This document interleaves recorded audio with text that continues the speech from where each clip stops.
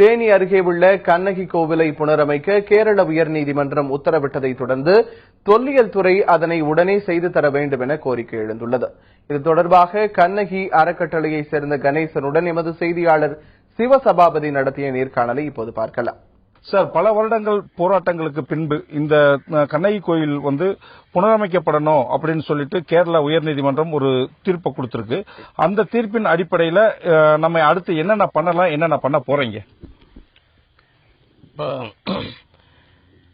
இடைக்கால தீர்ப்பு, அதாவது நாங்க கேரளா ஹைகோர்ட்ல கண்ணகி கோயில் ரொம்ப சிதிலமடைஞ்சிருக்குன்னு நாங்க கேரளா ஹைகோர்ட்ல ஒரு வழக்கு தொடர்ந்தோம்.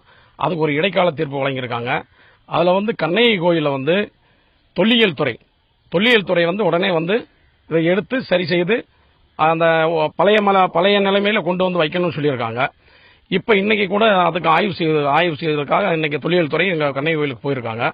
இதுக்கு அடுத்ததாக பல்லாயிரக்கணக்கான மக்கள் ஆண்டுதோறும் பாத்தீங்கன்னா பல்லாயிரக்கணக்கான மக்கள் போயிட்டு இருக்காங்க.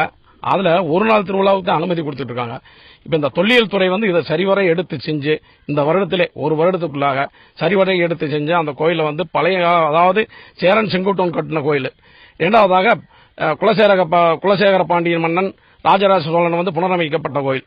இப்படி ஒரு பழங்காலத்து சின்னத்தை இந்த வருடத்துக்குள்ள சரி பண்ணி கொடுத்துட்டாங்கன்னா அவங்க மூலமாகவே பொதுமக்கள் நாள்தோறும் அந்த கோயிலுக்கு போயிட்டு வர்றதுக்கு ஒரு ஏதுவாக இருக்கும்.